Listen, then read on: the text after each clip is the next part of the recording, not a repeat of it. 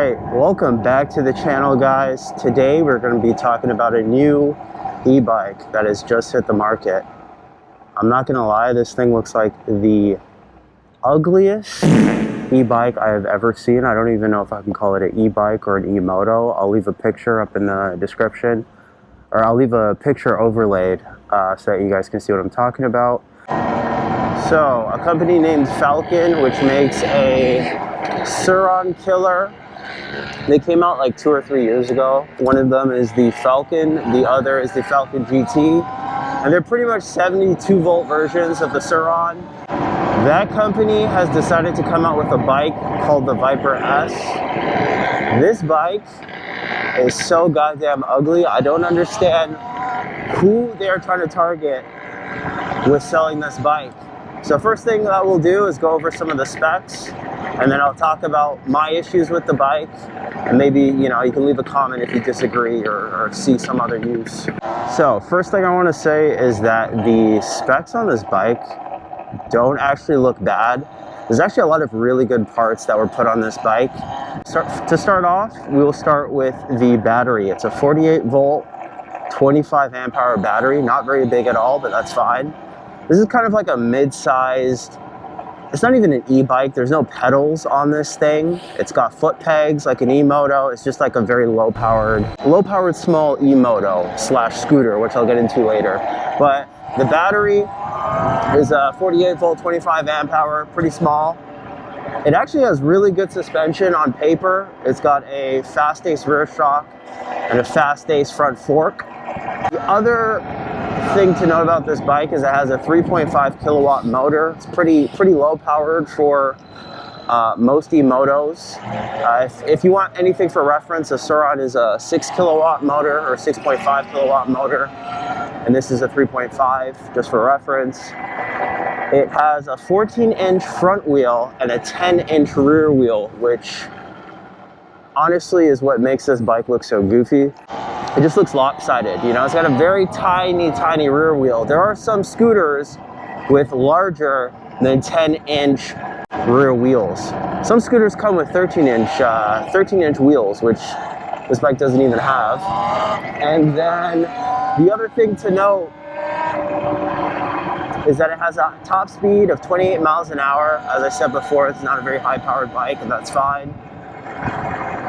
And it has an estimated range of 37 miles. We know the bike is going to do less than 37 miles in range. That's fine. Completely fine with that. Now, let's get to the weird parts of this bike. The weirdest feature on this bike, in my opinion, is that the seat actually folds down. Now, I'll make sure I post pictures of the bike with the seat up and seat down so you guys can see what I'm talking about. But there is absolutely zero reason that this is even a feature on this bike, if you're asking me. I think what the idea is that you'll be able to put the seat down and ride the bike like a scooter, standing up, so standing up on the bike. My only problem is that the handlebars are still regular bike height.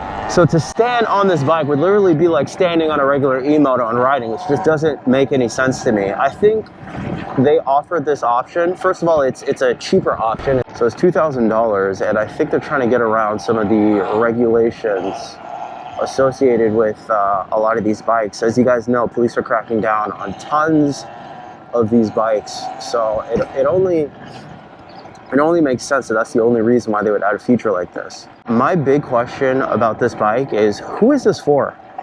I just cannot imagine a demographic that would run to this bike or want to buy it. And if you're going to spend all this time doing R&D, researching and building out this, manufacturing this bike, I would hope that they would define a target demo.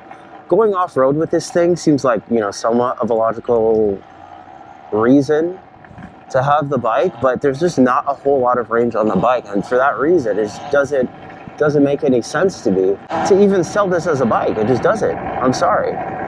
There are so many better options when it comes to off-roading or last-mile solutions. And this just is not it to me. In fact, with the folding seat feature, I would just advise people to simply get a scooter. Like, why are you buying a bike that can double as a scooter? It just doesn't register. Because why am I buying a e-moto that can double as a scooter? Another worrying spec on this bike is that it has a maximum weight capacity of 165 pounds. I weigh close to 200 pounds, and I definitely wouldn't be able to ride this bike. If you're a smaller person, sure, you would. I think it's just trying to target kids whose parents won't let them get a Sur-Ron, but let them get any other bike that is, for one, cheaper and a little bit underpowered. That's the only thing that makes sense to me. But for most people, most grown people, this is going to be way too low of a weight limit.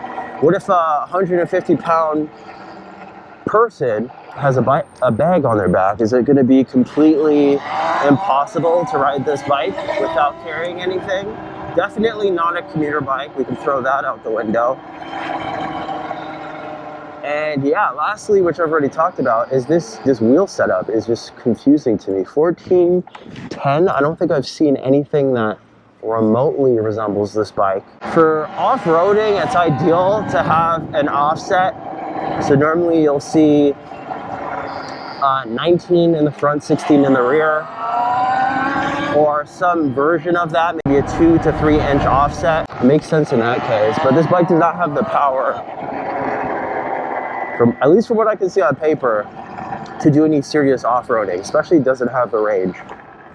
So I just wanted to do a quick video, get your guys' thoughts on what you think of this bike. I've been seeing ads for it all over Instagram. And yeah, let me know what your thoughts are, comment down below. And answer whether you would actually buy this bike if you're looking for a cheap alternative to a Sur-Ron.